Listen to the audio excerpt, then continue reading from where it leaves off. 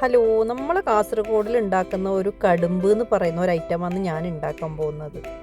ഇതെങ്ങനെ ഉണ്ടാക്കുന്നത് നമ്മൾ നോക്കാം. ഇതിന് വേണ്ടിയത് ഞാൻ ഒരു 4 ഗ്ലാസ് മട്ട അരി പൊതിർത്ത് വെച്ചിട്ട് 8 മണിക്കൂർ പൊതിർത്ത് വെച്ചിട്ടാണ് ഞാൻ എടുത്തിരിക്കുന്നത്. ഇതിനൊരു മിക്സിയുടെ ജാറിലിട്ടിട്ട് ഒരു പകുതിയോളം എടുത്താൽ മതി, ഫുള്ളായിട്ട് എടുത്താൽ അരഞ്ഞു കിട്ടൂല. അപ്പോൾ അതിന് നമുക്ക് വേണ്ടത് തേങ്ങയും വെള്ളം ഉപ്പും മാത്രം ഈ അരിൻ്റെ കൂടെ നമുക്ക് ആവശ്യമുള്ളൂ. മിക്സിയുടെ ജാറിൽ അരിയും ഒരു പകുതി അരി ഞാൻ എടുത്തിട്ടുണ്ട്. പിന്നെ തേങ്ങ ഏകദേശം ഒരു 1/2 കപ്പ് തേങ്ങ ഞാൻ എടുത്തിട്ടുണ്ട്.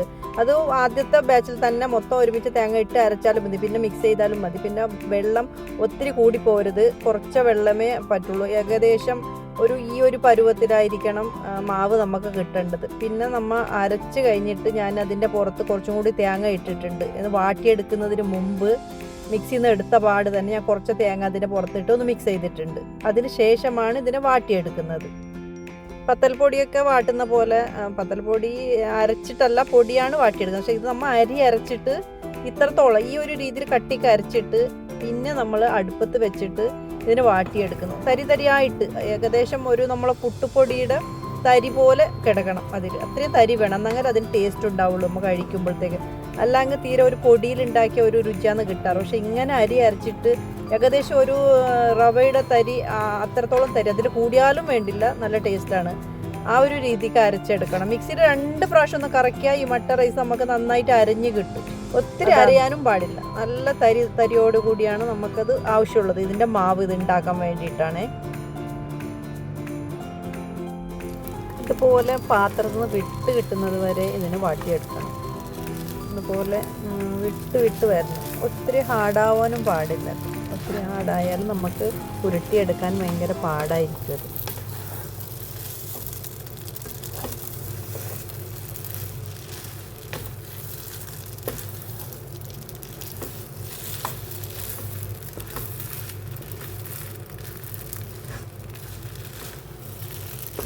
ഈ ഒരു രീതിക്ക് വിട്ട് വരണം. പിന്നെ ഇതുപോലെ നമുക്ക് കയ്യിൽ ബോൾസ് ആക്കുന്ന രീതിയിൽ അത്ര സോഫ്റ്റും വേണം, ഒത്തിരി വെള്ളം കുറഞ്ഞും പോകരുത്. പിന്നെ അഥവാ നമ്മളെ കൈ മിസ്റ്റേക്ക് കൊണ്ട് വെള്ളം ഒത്തിരി ഡ്രൈ ആയി പോയാൽ തീ കൂടിയിട്ട് ഇച്ചിരി തണുത്ത വെള്ളം നനച്ചാൽ മതി അതിൻ്റെ കൂടെ. ഞാൻ പിന്നെ ഉണ്ടാക്കാൻ പോകുന്നത് ഇതുപോലത്തെ ഒരു ചെമ്പിലാണ്. നമ്മൾ ചോറ് ഊറ്റുന്ന ഒരു പാത്രം, അതിൽ കറക്റ്റായിട്ട് എനിക്ക് കിട്ടുന്നുണ്ട് സ്റ്റീം ചെയ്യാൻ വേണ്ടിയിട്ട്, ആവി കയറ്റാൻ വേണ്ടിയിട്ട്. അപ്പം ഞാൻ അതിലാണ് ഉണ്ടാക്കുന്നത്. അപ്പച്ചെമ്പിലോ ഇഡ്ഡലി ചെമ്പിലോ എന്തിൽ വേണമെങ്കിലും ഉണ്ടാക്കാൻ പറ്റും. എന്നാലും ആവി കയറ്റിയെടുക്കുന്ന ഒരു തട്ട് നമുക്ക് ആവശ്യമാണ്. ഞാനിതുപോലെ ഒരു ചെമ്പിൽ വെള്ളം വെച്ചിട്ട് ഇതുപോലത്തെ ചോറ് ഊറ്റുന്ന ഒരു പാത്രം വെച്ചിട്ട്, ഞാനത് ഇച്ചിരി വലിയ പാത്രമൊന്നും ഇച്ചിരി കൂടുതൽ ഉണ്ടാക്കി എടുക്കാൻ പറ്റും വലിയ പാത്രമാകുമ്പോൾ. ഇതുപോലെ ഒരു ബോൾസ് ഉണ്ടാക്കുക, നമ്മൾ പത്തലിൻ്റെ ബോൾസ് പോലെ ഉണ്ടാക്കുക. എന്നിട്ട് വിരൽ വെച്ചിട്ട് ഇങ്ങനെ ഒരു കുഴി ഉണ്ടാക്കിയിട്ട് അതിനിങ്ങനെ ഉരുട്ടി വിരലിൽ വെച്ചിട്ട് ഉരുട്ടിയെടുക്കുക. ഇത് അറിയുന്നവരും ഉണ്ടാവും, പക്ഷെ അറിയാത്തവരൊക്കെ ഞാൻ പറയുന്നുള്ളൂ. ഇത് അറിയുന്ന ഒത്തിരി പേരുണ്ടാവും ഇങ്ങനെ ഉണ്ടാക്കുന്നത്. ഇത് പഴയ കാലം തൊട്ട് തന്നെ ഇങ്ങനെ ഉണ്ടാക്കിയെടുക്കുന്ന ഒരു വിഭവമാണ്. ഇത് രാവിലെ ചായക്ക് വേണ്ടിയിട്ട് ഇങ്ങനെ ഉണ്ടാക്കാറുണ്ട്. പക്ഷേ ഇതിച്ചിരി പാടായതുകൊണ്ട് ഇപ്പം അങ്ങനെ ഉണ്ടാക്കാറില്ല. ഈസി ആയിട്ട് പത്തൽപ്പൊടി കൊണ്ടുവന്നിട്ട് പത്തൽ ഉണ്ടാക്കുന്നതെന്ന് ഇപ്പോൾ കൂടുതൽ കണ്ടുവരാറ്.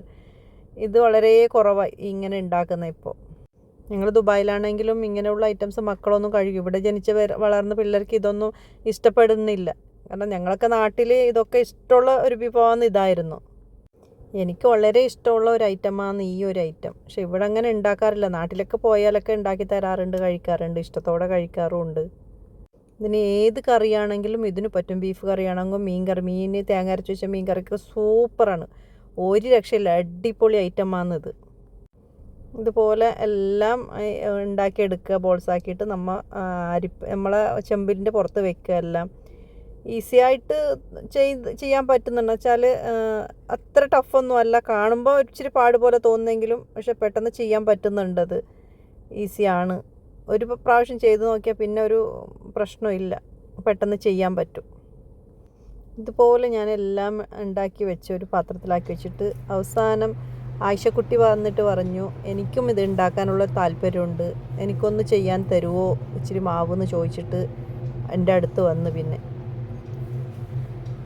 ഞാൻ ഈ 4 ഗ്ലാസ് അരിയിൽ ഇത്രയും ഉണ്ടാക്കി വെച്ചിട്ട് പിന്നെയും കുറേ മാവ് ബാക്കിയുണ്ട്.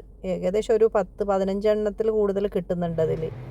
പിന്നെ വീണ്ടും ആയിഷക്കുട്ടി തുടങ്ങി ഞാനൊന്ന് ട്രൈ ചെയ്ത് നോക്കട്ടെ ഇങ്ങനെ ചെയ്യാൻ പറ്റുന്നുണ്ടോ എന്ന്. കുട്ടികളെ ആഗ്രഹമല്ല, സാധിച്ചോളാന്ന് വിചാരിച്ചിട്ട് ഞാനങ്ങ് കൊടുത്തു മാവ്. ഏകദേശം എന്നെ കണ്ടിട്ട് ഒരു വിധത്തിലൊക്കെ ചെയ്യുന്നുണ്ട്. എന്താണാവോ അറിയില്ല, അവസാനത്തെ ലുക്ക് എന്താണെന്ന് അറിയില്ല. ഞാൻ ഉണ്ടാക്കുന്ന കാണുമ്പോൾ ഒരു താല്പര്യമൊക്കെ തോന്നി. അങ്ങനെ ഒരെണ്ണം ഉണ്ടാക്കി വെച്ചു. പിന്നെ ഒരു ആവേശം കൂടെ പിന്നെ വീണ്ടും ഉണ്ടാക്കാൻ തുടങ്ങി.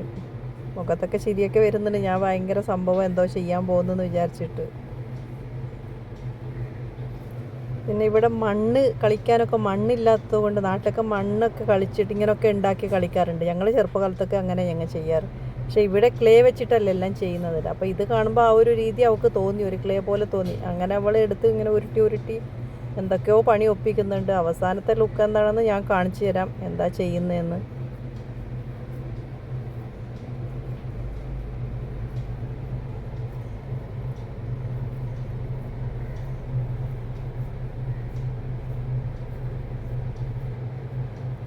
ഒന്ന് രണ്ടെണ്ണം ഉണ്ടാക്കി വെച്ചത്, മൂന്നാമത്തെ കൂടി ഉണ്ടാക്കാൻ പോവാണ്. അതുവരെ കുഴപ്പമൊന്നും ഉണ്ടായിരുന്നില്ല, മര്യാദക്കൊക്കെ ഉണ്ടാക്കി വെക്കുമായിരുന്നു. ഇത് ആയിഷക്കുട്ടി ഉണ്ടാക്കിയതാണ്. രണ്ടെണ്ണം ഉണ്ടാക്കി. അങ്ങനെ ആയിഷക്കുട്ടിയുടെ ഷേപ്പൊക്കെ ഏകദേശം ഒരുവിധം വന്നിട്ടുണ്ട്. കുഴപ്പമില്ല, പഠിച്ചു വരുന്നതേ ഉള്ളൂ. സ്റ്റാർട്ടിങ്ങാണ് ഇങ്ങനെ ഒരു ഐറ്റം ഉണ്ടാക്കിയത്. പിന്നെ കുറേ കഴിയുമ്പോൾ ക്ലേയിലൊക്കെ എന്തൊക്കെ ചെയ്യുന്ന ആ ഒരു രീതിയിലൊക്കെ ഇവൾ കാട്ടിക്കൂട്ടുന്ന കണ്ട്. പിന്നെ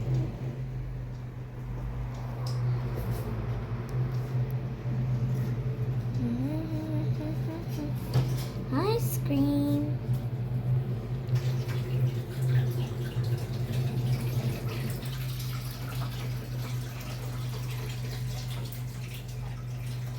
a mini chicken leg because this shape looks like a chicken leg.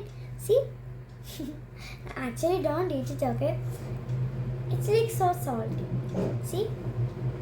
You can consider it also a bulb also. See? Yum.